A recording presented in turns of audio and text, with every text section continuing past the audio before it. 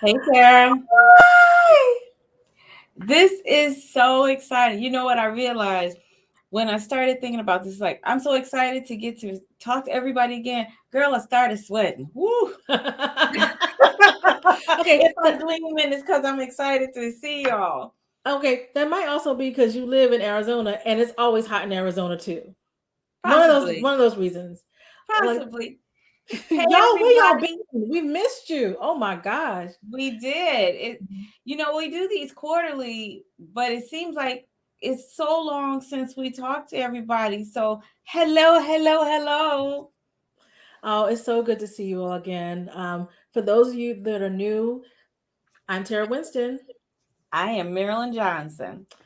And y'all, we're the Solo CEOs. We are a place for people who are creating and building businesses by themselves to find community, get resources, have a little fun, and live a great life. And so, Yep. welcome to the Guru Talk. Marilyn, Yes, ma'am. what do you own? Oh, what do I own? You know what? Not as much as I would like to own. But you know what, Tara? I think it's important that our audience understands that the topics we bring to the table are those topics that we have struggled with for over 20 plus years as business owners. So this isn't stuff that we thought about, somebody told us about, we experienced it. And we just go out and find people who can help us figure it out and hopefully help you all figure it out. hmm Well, and so this particular topic, intellectual property essentials, it actually, we've been talking about this for a while. Mhm. And oh, by the way, because Marilyn and I are constantly like, what you know about, right? And so, And who you know, who you and is know, it free? and is it free? And Hmm. so, years ago, someone was like, on your website, you should be putting these little symbols at the bottom so that people own your stuff. Oh, you should put a TM after this. What y'all? I'm running on hearsay, hearsay and the internet, Google information to learn about intellectual property, which is kind of crazy when it's something so important to what we do. And it wasn't until honestly last year, Marilyn and I were talking about. I think Marilyn was telling me about someone who got into this huge lawsuit over the Yeah, things they own, and we were shocked, completely yeah. shocked about kind of how that situation went. And we were like, you know what? Maybe we need an expert. Right. And here's what's crazy. She thought she had an expert, but she realized in the midst of all this stuff, she wasn't asking the right questions. And that's when we said, okay, enough already. Plus, just in doing business, not only our own businesses, but even with each other and bringing you guys content, we wanted to make sure, okay, are we protected? What do we need to do? When do we need to do it? Who should we talk to? Like all the things that you can think to ask. We had those questions. And so we wanted to find out from some legal minds how to make this happen. How can people do certain things to avoid a lot of long-term legal battles, a lot of money lost, a lot of sleepless nights. Trying to avoid all of those things. So Absolutely. so we went out and found somebody. Y'all, we got a guy. We got Yes, a we got a guru. guy. I love it because that's one of our podcast topics is we got a guy. Sometimes it's a girl, but in this instance, it's a guy. All right. So without further ado, I want to bring up Tom. So Tom Peterson, come on to the stage. Oh, look at that.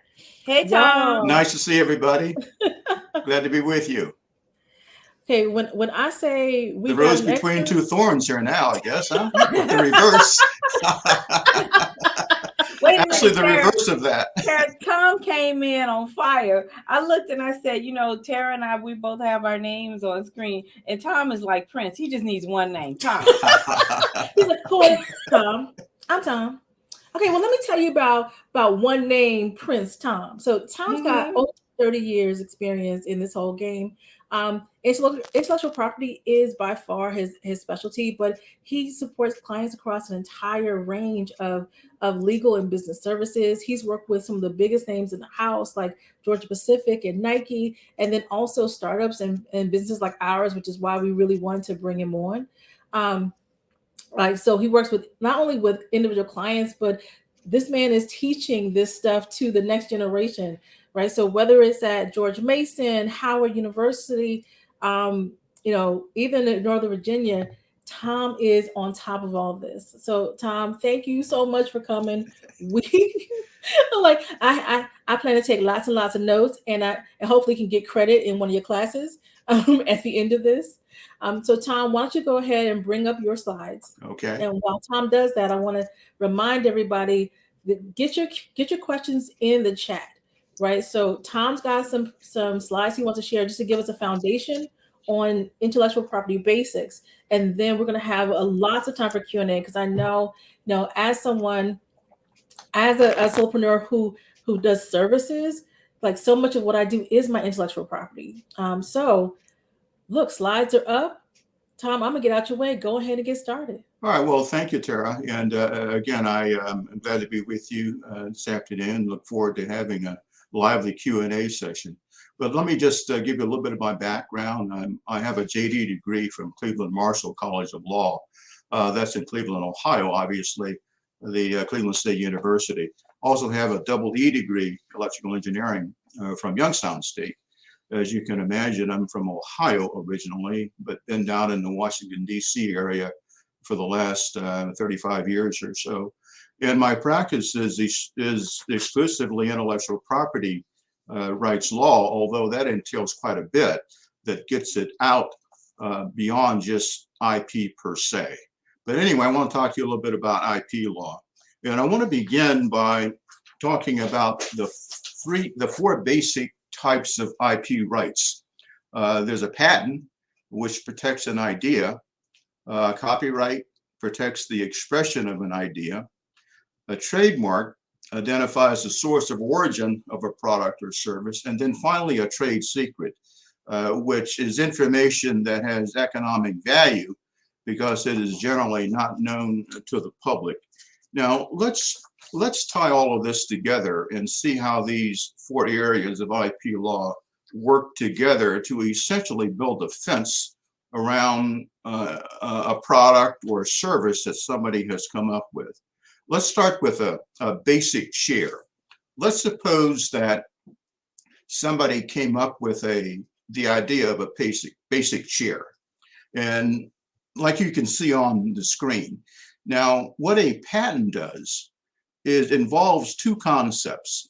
The first concept is a monopoly for the inventor for a period of years. And that monopoly runs from 20 years from the filing date of the patent application. And that's the term of the patent. Now, I'm going to talk about that a little bit later in terms of what a monopoly really is. But the point that I want to make here is the second concept in a patent, and that is what's known as full disclosure to the public. In order to get a patent, you must be willing to fully disclose your invention to the public. And the reason behind that, which is the quid pro quo, that is in exchange for this monopoly, the quid pro quo is that the public gets to learn all about your invention. And if I see your chair, that's going to cause me to start thinking about how I can improve the chair. And I might look at it in a couple of different ways. So essentially, I'm going to look for the better mousetrap. And that better mousetrap might be this. Assume there's another person by the name of William.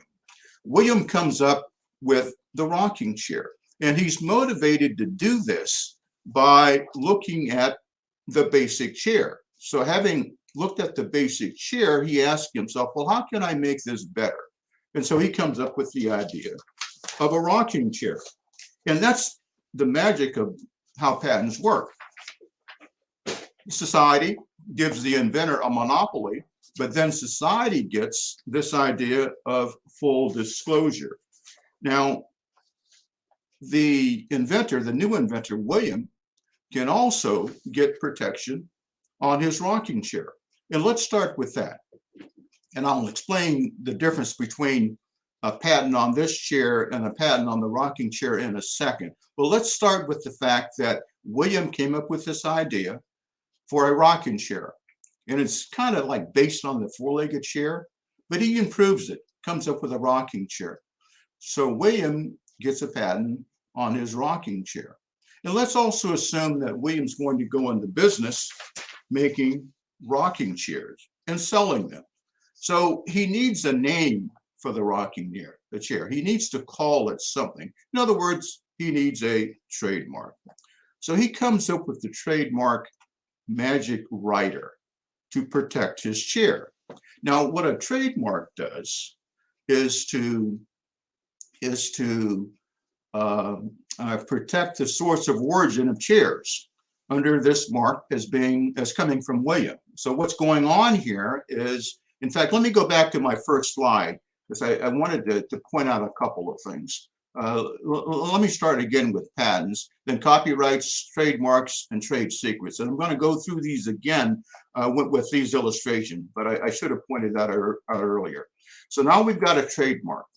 And that trademark, what it does is it protects the source of origin of chairs. So anytime you see a trademark for Magic Rider, that is saying that that product that bears that trademark is coming from William. William is the source of origin of all chairs that bears the Magic Rider trademark.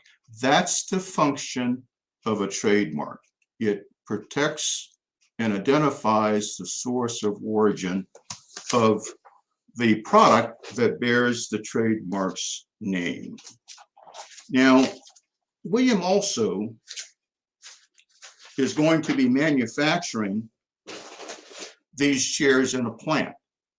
And what William discovered during his process of manufacturing these chairs is that if he somehow processes these rockers in a special way in his plant, he can prevent the rockers from squeaking on, say, a hardwood floor. So he comes up with a secret process for processing his rockers. That's where a trademark, it's where a trade secret comes in. A trade secret protects a secret process. Now, in this case, that process is the processing of these rockers. Now, the question is the process itself patentable? Well, the answer may be yes, but sometimes rather than pursuing patent protection, it's better to hold it as a secret and therefore not share it with the public. And that's the value of trade secret, is you don't have to share it with the public, whereas a patent requires that you share it with the public. So in this case, let's assume that William maintains the process for processing the rockers as a trade secret. So now we've got a patent, we've got a trademark, and we've got a trade secret. So what else do we have? Suppose that this chair is delivered to the customer and the customer has to assemble it. So now we've got the customer having to assemble the chair. And this is where copyrights come in. The instructions for assembling the chair might be something that William puts a copyright on. William also has, obviously, marketing materials, other kinds of sales materials. That material should be copyright protected. So now we have all 4 areas of intellectual property law brought together to protect this one product of a chair. So we've got a patent, we've got a trademark, we've got trade secrets, and we've got copyrights, all on this one patent. Now, the problem that one might think is, how is it that William can make this chair and not run a file of the patent on the basic chair? And let me get into that.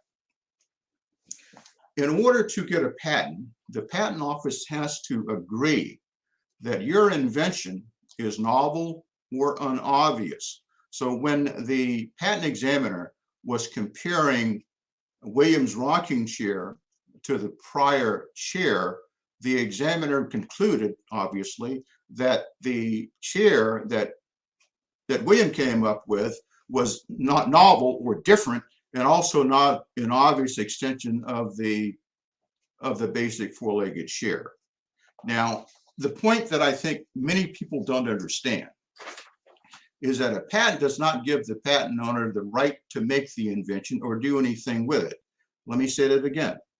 When you get a patent, the patent is not a license to make an invention. It is a negative right. What you get is the right to prevent others from making the invention. So the problem here is that you've got two patents. Neither one of these patents is a license to make the patented invention. All that you get is this negative right. And the negative right in Williams' case gives him only the right to make, use, sell, or offer to sell, the invention that he came up with. The same is true with the four-legged chair. Gail has no right to make her own chair, but she might have the right to prevent William from making his chair. So what I'm saying is, if Gail's patent on the basic chair is broad enough to cover William's improvement, then William will not be allowed to make his own invention. And this is one of the things that many people don't understand about patents. A patent, again, is not a right to make an invention. It's a right only to prevent others from doing certain things. So this raises the problem of, how do we resolve this issue? How is it that these two parties can work together so that William can sell his share and that Gail, if she wants to, can profit some way from William's share? That is where licensing comes in. So what Gail would probably do, if her patent is broad enough to cover William's share, her patent rights can be licensed to William. If she engages in a licensing program with William, gives William a license, then William can go forward and make his product and sell it, so long as he pays, obviously, whatever royalties are required by the license agreement. So that's essentially how the patent system works. But the two important things that I want to point out is that if you want to pursue patent protection, you have to fully disclose the invention in the patent application, which ultimately will be printed in a printed patent, so that the public will see all about the invention, and somebody like William might be able to come up with an improvement on what you have invented. So that's how patents essentially works. Now let me get a little bit more on trademarks. Trademark is simply a distinctive word or a symbol or a design that identifies a source of origin and or services from those of another. So anytime you see a trademark, the product that bears that trademark, what the public then is to derive from that is that that product comes from a particular source. For example, a Gucci bag, for example, the Gucci trademark indicates that the product comes from the Gucci company. The Nike, same thing. When you see a Nike swoosh on an article of clothing, then that clothing either came directly from Nike or from a licensee of Nike. Coca-Cola, same thing. And if you get a trademark, that trademark would for you symbolize the same thing. So that's how trademarks work. Now, we need to be careful though when we come up with a name or a symbol or a logo for a trademark. That trademark has to be sufficiently distinctive so that there's no likelihood of confusion with other trademarks. Trademark law is all about protecting the public from being confused. If there's any likelihood of confusion, then that is tantamount to trademark infringement. And there are obviously injunctions that can be had. There are monetary damages that can be awarded for trademark infringement. So we need to be careful when you're choosing a name for a trademark for a trademark. So again, definition of trademark infringement: it's use of a mark that is the same or confusingly similar to a prior mark. The final topic is that I want to go through in the slides is a trade secret. I'm sorry, copyright. The final two topics: copyrights. The holder of a copyright protects rights of the authors to their writings and works. And we hear copyrights all the time, but they protect the expression of an idea. And that idea here that I mentioned to you would be the idea of how to put a four-legged chair together, a rocking chair together, or marketing materials, or books, or records, or films. These are the kinds of things that are protected by a copyright. Now, obviously, copyrights is a big area of the law. In fact, all of these areas are large areas. So I'm just giving you the high points of these areas of the law. And then finally, a trade secret. And as I've said earlier, a trade secret is information that is maintained secret, and because of that, there's an economic value that can be derived from it. The important thing about trade secrets, though, is that the owner of the trade secret has to take steps to maintain the secret a secret. That's the important thing about trade secrets. Now, I've just given a brief summary of all of these areas. There are many, many more things I could say about these areas, but I wanted to open it up for questions and be happy to answer any questions that you have. So that's where I am. Questions, please. Hey, Tom, Marilyn back here. So thank you so much for giving that high-level overview. I feel like people have a lot of questions about it, a lot of specific questions. Now, we got one that came across the screen about creating custom training classes. And that's something that we find that a lot of our solopreneurs are doing things that are intangible. And so when you start creating things like that, should they be trademarked? Should your company's name be trademarked, or each class? How would someone go about doing that? Well, I think we're talking primarily about copyrights in that instance. It doesn't fit for patents because there's no improvement in any science. So I think we're looking primarily at protecting it by way of copyrights. And obviously these training programs will have a name that we call something. So that indicates that we need to have a trademark protecting them. So they're basically two areas that we're talking about: trademarks and copyrights. It doesn't fit trade secrets because a trade secret is a secret. Right. So we're looking only at trademarks, and we're looking only at patents in that instance. So trademarks and copyrights, I meant to say. Okay. So if someone is doing that for every class, do they have to copyright it? Or how does this work? Because if it's a cluster of classes, how would you go about protecting yourself in the business?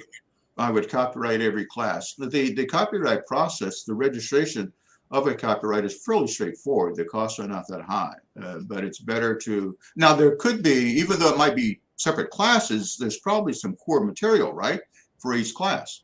And certainly once you copyright the core materials, you might not have to do much more beyond that, but it depends on what's in these individual classes. Okay. All right.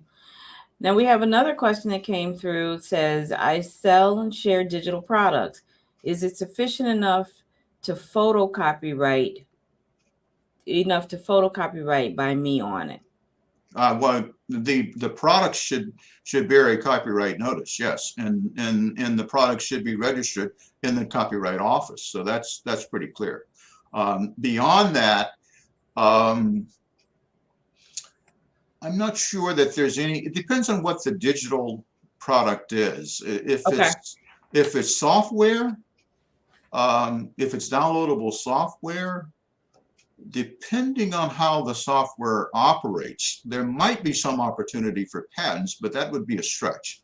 So I think we're looking, obviously trademarks are always on the table, but copyrights might be the only thing left. Okay. Now, this is something that a lot of people think about after they started their business. One of the more difficult things that many of us has done is just picking a name for the business. So you think through it, and a lot of times you survey friends and everything. So you pick your name for your company. What do you need to do to make sure that someone else out there is not using your same name? Well, there are searches that can be done, clearance searches. And one of the ways to do that is to search the database of the U.S. Patent and Trademark Office and to see what names are already registered, what similar names are registered. And it depends also on what your domain name. Have you taken out a domain name yet? Okay. Because I think the two kind of go together, especially if you're going to be online, which everybody has an online presence these days.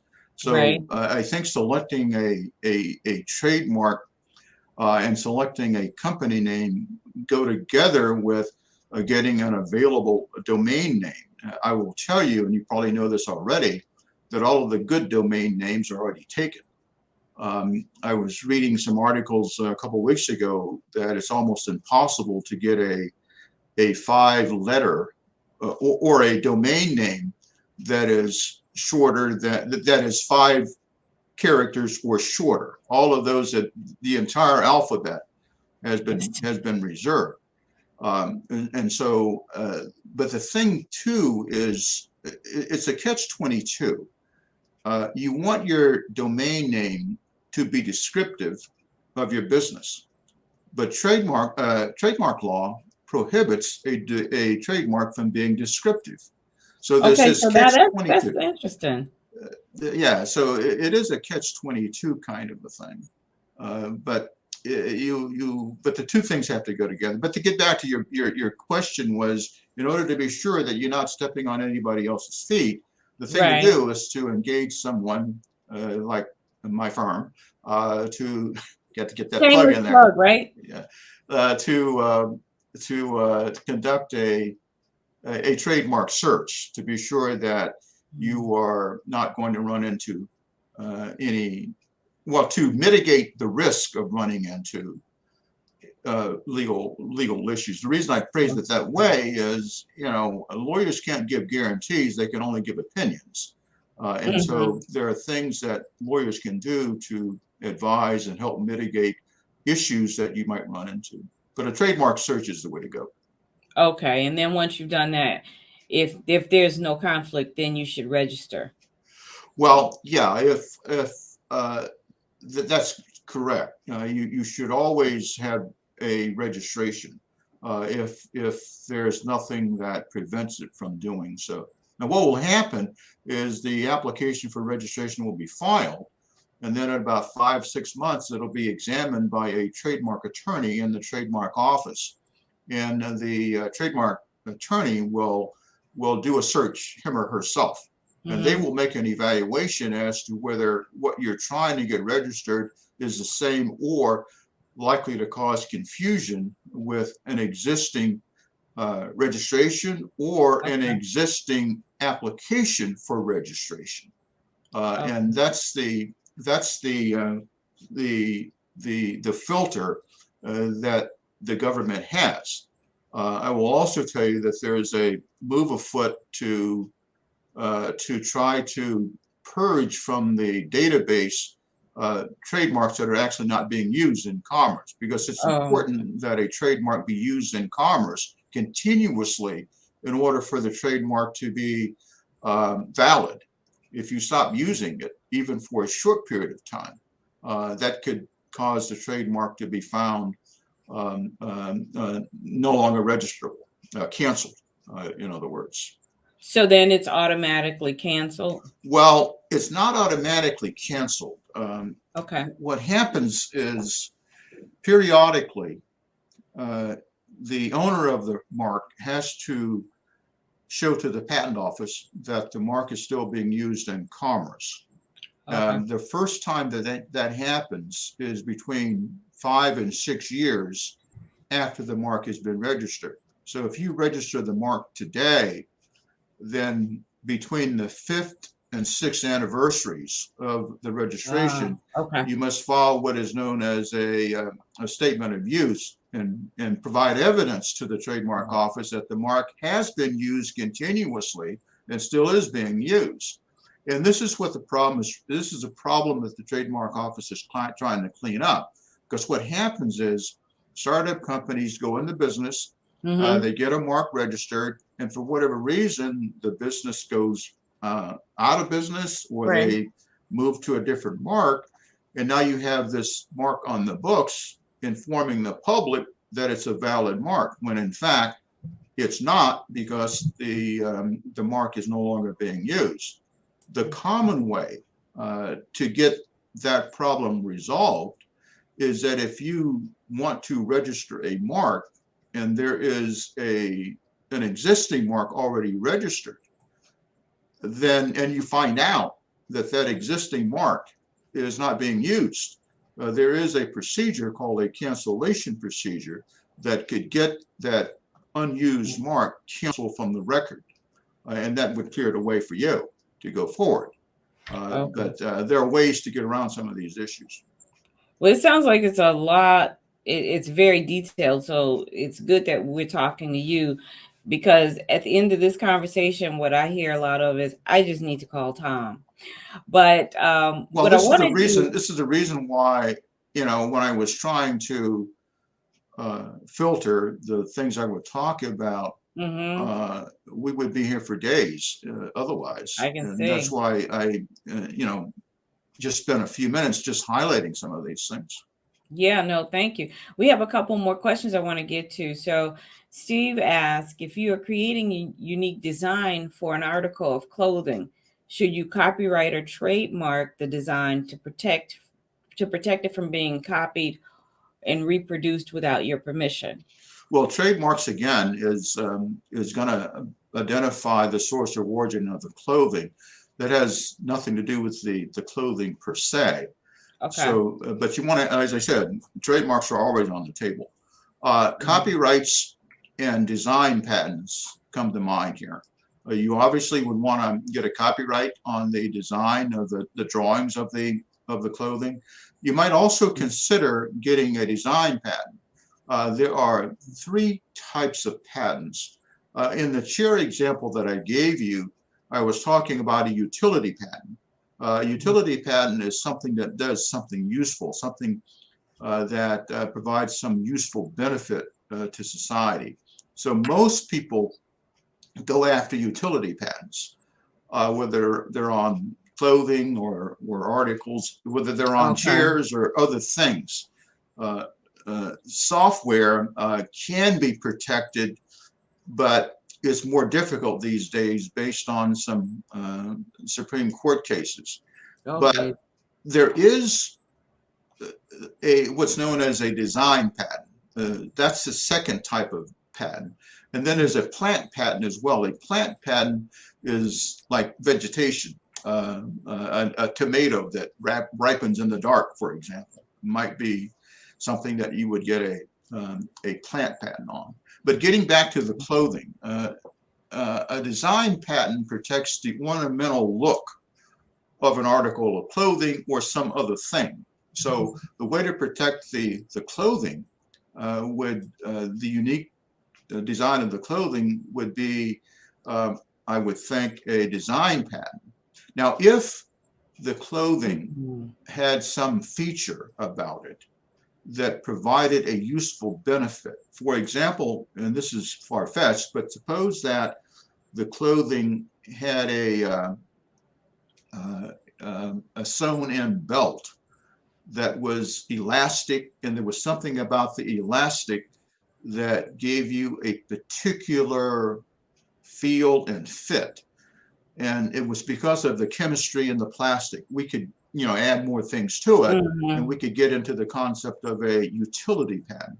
But I would think if it's how the clothing looks, it would be more in the way of a design patent. Two U.S. companies that get many design patents are Nike, because they like the way that their shoes look, and the other one you might guess, is Apple, because of the cachet they get from the look of their phones, and the Now cachet that something, Nike gets for the look of right the now, shoes. something to, I'm gonna just kind of add in something that we got another question that dovetails off of some of the things you're saying from Rick is, have trademarks and patents become more prevalent in the world because of internet fraud? So when you start talking about Nike and Apple and how much fraud is out there already, do you find that more people are going in filing for trademarks and patents, or is it about the same? I think that the number of filings have gone up, but I think it's people realizing that they need to protect themselves. Okay. More so than fraud. Now, you do raise an interesting issue. One of the things that the Trademark Office is trying to combat is people filing trademarks where the trademark really doesn't perform the function of a trademark. A lot of this is driven by Amazon. Amazon will want you, if you have a trademark for your product, Amazon will want you to have that trademark registered. Okay. And so what many folks do to beat the system is create a mark that they know is going to fly through with no issues. But it'll be like getting a trademark on ABC, and then ABC1 and ABC2, all the way up to as many trademarks as you need. The chances, and I'm just giving an example here, the chances are that you'll get those through with no issues, and it meets Amazon's requirements. But it's not about identifying the source of origin of the product, which is what the function of a trademark is supposed to do. It's only about getting around a rule that Amazon has. There's a lot of that. I'm aware of one entity that filed several thousand trademark applications. Okay. And when you look at them, none of them provide really this source of origin identification that trademarks are supposed to provide.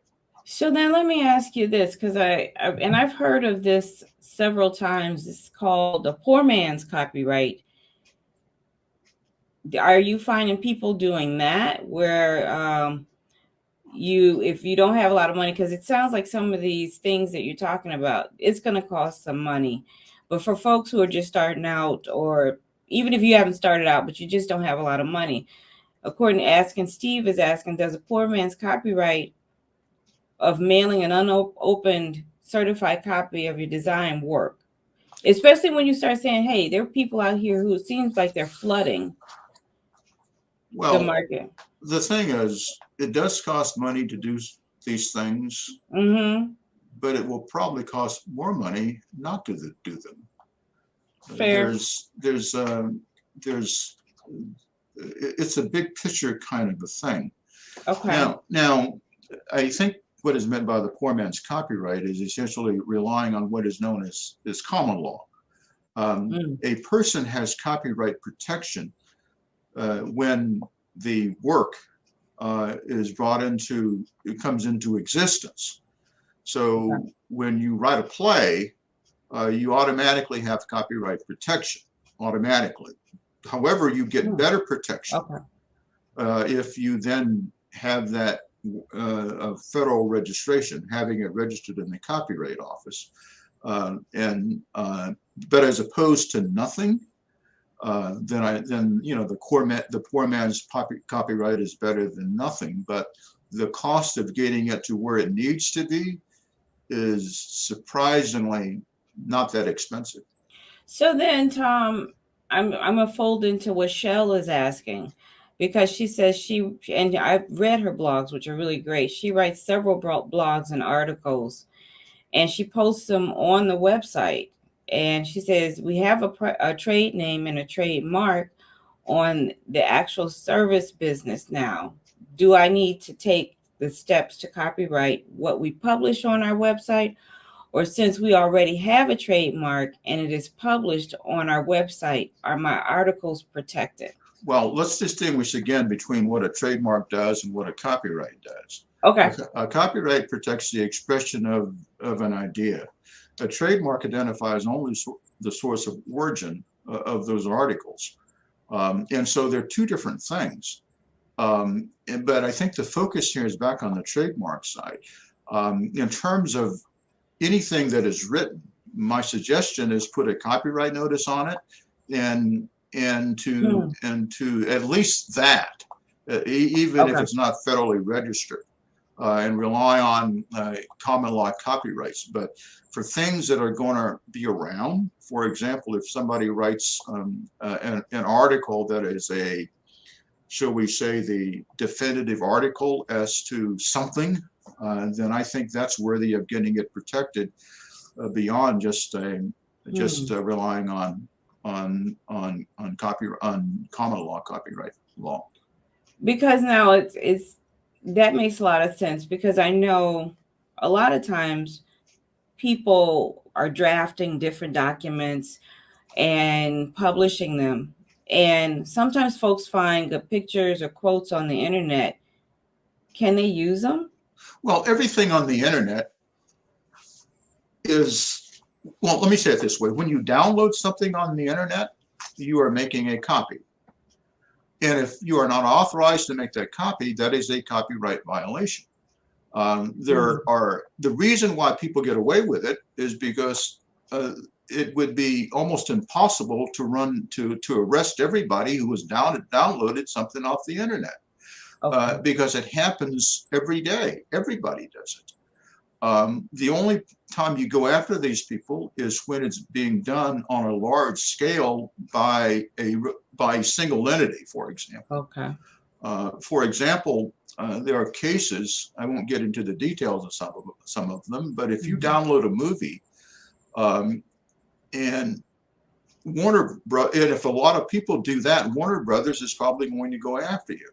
But if you download an image that I post on my my Facebook page, then I'm probably not going to go chasing you, because it would cost too much money and too much of my time. So people get away with it because the cost of enforcing it is greater than the damage done. But it's illegal to download most of what's on the internet because without permission, because it's all copyrighted.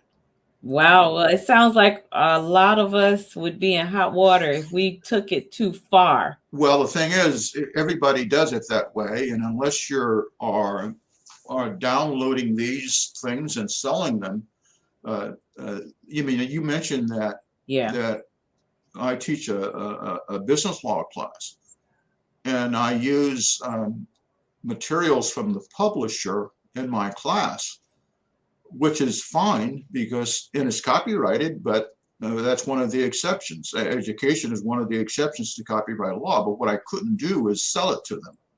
I could not download it and sell it to them. Now then, here's something. Charlotte has a question, because a lot of the conversation, it seems to flow, and there seems to be still some confusion about when should I copyright versus trademark. So Charlotte is saying she creates a learning binder and she really just doesn't know which way to go as far as copywriting and trademarking, because she probably has not only the hard copy she gives to clients, but some snippets of it may be on her website. So what would you recommend she do? Well, again, it's not a matter of copyright or trademark. It's a matter of both. Now, obviously, if the binder, if she's identified the binder by a name, or this series of articles by a name or something, then she certainly should want to get trademark protection on that. Apart from what the content itself says. But the content is something that should be copyrighted. And again, putting the copyright notice, there's both. But the copyright notice is putting the notice on should go on everything that is written. Okay. Now this is interesting. Steve has a question about how does the government decide who created the intellectual property first if multiple parties claim a common law ownership / creation? You only get to that when you start registering it. And this primarily relates to the patent office. The patent office used to be first to invent. And so it required the patent office to figure out who created the intellectual property first. So is it a race to submit? Is that what? Well, we now have a first to file system. Okay. So if you invented your chair 5 years ago, and I came up with the same idea yesterday, and then if I beat you to the patent office, I win. Wow. Okay. It's always best to file sooner rather than later. There's no guarantee that there's somebody not earlier, but it's always best to file sooner rather than later. So say you're in your business, you're doing things, and you unintentionally infringe on a copyright. You don't know that it's out there. Is there any way you can avoid doing something like this? Because a lot of times with small businesses, people have the idea, they start the business and they just go just because people are trying to generate revenue. Is there a way for you to at some point look and say, oh, shoot, let me double check? Because it wasn't intentional. Yeah, but the thing is that, and that's why I weasel worded what I said about what lawyers do. Lawyers can't give you guarantees on anything, virtually can't give you guarantees. All they can do is give you their judgment, their opinion. But if you were to engage a lawyer to determine whether the mark that you wanted to use was free and clear, there are some things that lawyers do that are kind of customary. Okay. And you go through those customary steps, and then if it comes back that it doesn't look to be a problem, that doesn't mean that the lawyer looked under every rock. The lawyer looked under those places that are likely to turn up relevant information. And because the only thing lawyers have to sell is time. And so if you have enough money to buy time, the more time you can buy, the more of a complete answer you get. So you follow what I'm saying? I love what you're saying, because when I'm listening to all of this, and a lot of times I can see how people get tangled up in copyrights, patents, and trademarks and all of that. At what point does someone start to make an investment in hiring an IP attorney? And then how would I even select one? Like, what questions should we ask? Because when you're starting a business, sometimes people don't have the funds to hire. So when should you start to think about hiring? And then once you've gotten in your head that's something you need to do, how do you go about finding one? Well, that's sort of like saying, when do you go to the doctor? You go when you're sick. And unfortunately, many people go to the lawyers when they're legally sick. But you raise a good point, is on the front end, when you're trying to, put your core things in place, like what are you going to call your product? How do you protect your widget from competition? Right. Those things unfortunately need to be addressed on the front end, and they become, they need to become part of the budget, like, office space, employees, and rent.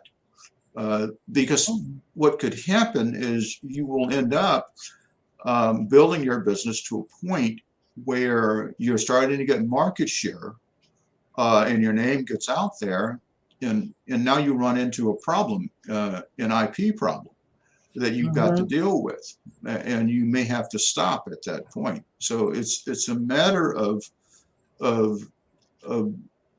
being sure that the investment that you're going to make on the front end is going to be there for you. So unfortunately, there's really no way to avoid it. So now you talk about on the front end, the budget. Let's talk budget, because every time I start hearing the things that you should do, it comes into my mind. Well, I don't even know how to budget for this. What would you consider to be a fair budget, especially for someone who's never hired an attorney? You mean in terms of an absolute number? Range, give me a range, because I know it's not going to be an absolute for everything. But if you can say, hey, Marilyn, it's going to cost you anywhere between $5 and $25, or well, of course, we know that's not going to be the case, but to help our audience understand, this is what a reasonable budget would look like when you start thinking about IP and protecting the things that you've created. Yeah, let me give you some basic rates, shall we say. Okay. To file and prosecute an application for a trademark. And let's say that the trademark's going to be in 2 different trademark classes. Okay. That's going to be around, at today's rates, and they go up gradually every year, that's going to be roughly $500 just in trademark office fees for 2 trademark classes. An example of that would be, suppose your mark is the Magic Rider, for example. One class would be furniture for the rocking chair. And suppose you wanted to put that mark on articles of clothing that you would want to sell or give out. That's another class. So that's 2 classes. So it's going to cost $500 for those for 2 classes. Well, 200, let's say 220, it's 225. My memory's right. I'm just giving round numbers. Okay, So no, that's fair. Let's go 225 a class. So however many classes you're going of goods. The trademark office has, I think, like 47 different classes of things. Oh, wow. Is there a place where people can go to find this information really quickly, even before they engage, so they understand what an attorney would be looking for, especially when you start talking about the 47 different classes? Here's the problem with what I want to finish the answer to the question about cost, but let me divulge for a second. Here's the problem with trying to do things yourself. If you've ever watched the Food Network, they will show you how to make a 6-course meal in an hour. Okay. And we know that is not the reality. Yeah, you can't do it, right? Mm-hmm. Maybe you can, but most people just can't. The devil hides in the details with these things. And there's no one size fits all. Okay. So it does require somebody to make some judgment about your particular situation.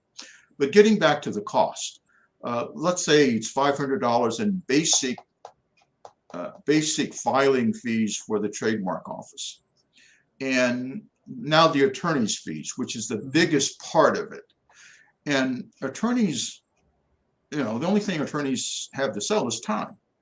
And every attorney is different. Every law firm is different. Yeah. So it might be that a law firm would charge you maybe, $1,500 for preparing and filing the application. Mm-hmm. And there's going to be some what are called prosecution costs. That is, when the trademark examining attorney looks at the registration, there may be some nits that need to be cleaned up, or the examiner thinks that the mark you're trying to get is too close to somebody else's mark, and so you get a refusal to register, and then you got to deal with that. And then that's another fee. Exactly. Usually based on, so at the time you're done, maybe, the whole process might be, including the attorney's fees, might be, I don't know, $2,000 to $5,000. If somebody told you they were going to charge you $10,000 to to get a trademark, you should look elsewhere. And if somebody told you they were going to do it for $100, you should look elsewhere as well. So now, and this is going to be my last question because we're coming to a close, but I love when you say you should look elsewhere. When do I know that I have found a solid IP lawyer? Especially if you're saying $5,000 is way in the stratosphere, as is $100 is not reasonable. When do I know that I found someone? Are there some specific questions? Well, I know they are. What are some of the specific questions that we can ask to help ensure that we have found a lawyer that can work in our best interest? I think you have to go with referrals based on, you have to talk to other people. You have to talk to other folks that you know in the business who've had a good experience with this lawyer or that lawyer. I mean, looking in the yellow page, well, I don't think we have yellow pages. Yeah, back in the day. Back in the day, it's really hard to make those kinds of judgments. But maybe you start out small, and then with a small engagement and see how that goes. Okay. And then you gradually build. Okay. That would be the way to go. Because it sounds like what people need to do is just list out the things that are important to their business. So start from what's really critical and at the highest point, and then try and find an attorney that can help them. Well, yeah, I think people need to keep in mind that they really need to have legal advice in the very beginning. And maybe the legal advice is ultimately at a high level, at least to get some advice as to what they should be looking at and what they should be doing. But I think that's indispensable. Tom, I'm going to tell you now, I see Tara has come back on the screen with us. This has been quite a learning. I mean, it's one of those things where there's so much to learn. And I walk away from this understanding that as a business owner, like you said, you can't do it all. You have to find the resource to help you. And some of the information you shared with us has been invaluable, because I know some people do get tangled up between the copyrights and the patents, especially when it's an intangible service that they're providing. Right. And so thank you for sharing your time and knowledge with us. Tara, we are going to give Tom that plug because he's an attorney. Get on it, y'all. Like y'all have heard how much he knows, and Tom's been so gracious with his time. But even outside of just this talk, the time we've had with him, like he knows his stuff, and it's so appreciative. So absolutely, like if one of your questions is, how do I find a good lawyer? Right here, and there might be some other ones that might be all right. But you know what? I think it's important to say the firm that he works for. Tom has been gracious with his time, as has his partners. Yes. And it's Burger Gray. They are East Coast, but they, as you can see, thanks to the internet, they can provide advice for you across the country. Tom, please let me know if I've spoken out of term. No. The thing about IP is it's especially the filing part of it. You're filing at a federal government entity. So the fact that the firm is headquartered in New York, I'm actually in the DC area myself. It doesn't matter, and where you're located, as long as you can send an email or a text message or get on a phone call, you can get your business conducted, even on a Zoom call. And so that's location doesn't have the same requirement that it used to have. But are you guys taking on new customers? Yeah, we are, of course. Wonderful. Of course. That's phenomenal. Thanks to you, thanks to Burger Gray, and FYI, Burger Gray does more than just intellectual property. Well, it's some a great full conversations. It's a full service. service. It's a full service firm. Obviously, there are things that we run the farthest from, because we don't have expertise in those areas. But let us know your concerns, and we'll let you know whether we can help you. Tom, thank you You're so welcome. much. And for everyone that's on, thank y'all for being here. I hope you guys much out of it as me and Marilyn did. I don't know, Marilyn. Sometimes I feel like we do this for us. I'm like this is great. Well, usually the questions that we ask are those that we look at each other and go, Tara, did you know that? And she'll say, well, no. So yeah, a lot of the questions came straight from conversations that we've had and we've asked people.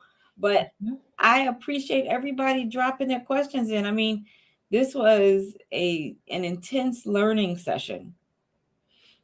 Absolutely. So this was an intense learning session, and the Guru Talks, we always try to bring the hot learning. We have a podcast, y'all, though. And the podcast, if you want to hang out with us, if you want to hear a little bit from what we've been learning just by experience, if you want to hear the stories of great other solopreneurs that are doing really interesting things, then hit us up on the podcast. It's called the SoloCEOs. It is anywhere where you can listen to podcasts. So whether you're on Spotify or Apple or whatever the little icons that are too small for me to see without my glasses at the bottom of this screen. All those pretty ones. All the pretty ones. Go ahead, like and subscribe. We love reviews. Also, we're on all the socials, right? So come on our LinkedIn, follow us on Facebook. We're on Twitter. Tell us what other information you love to hear. Like, we're always looking for great ideas for the next Guru Talks or even for interviews for the podcast. So listen, this is not just today one and done. Tom shared a lot of important information. Please share this information with your friends, but also go back and review what he's talking about. I know I'll listen and look at it again, because there are things that in my business and as well with SoloCEO, I have specific questions, but I'm gonna tell you right now, I'm lazy. So I might just have to invest in an attorney. And I'm glad he gave us some kind of a budget, because a lot of times people say, oh, go get an attorney. And you're looking and you might be thinking, oh, I'll get an attorney for a couple $100, or, oh my God, it's going to cost me a couple $1,000. It really depends on the magnitude, like he said. But a conversation, at least one, is probably free, just to get your idea of what it is you need and just list things. That I walked away with that as well. So yay, thank you. Thank you. Special thanks to our team. We always thank them and they never want to come on screen. Right. But the SoloCEO team, we've got Sherry, LaToya, Krista's in the background. We have Jennifer join us for the first time.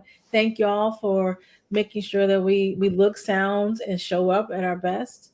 And we'll see y'all next time. Have a great rest of the day. And Tara, this isn't the last one for us of the year, because this is a quarterly event. So we look to see you all in a few more months. Enjoy the rest of your day. Thank you. Bye. Bye.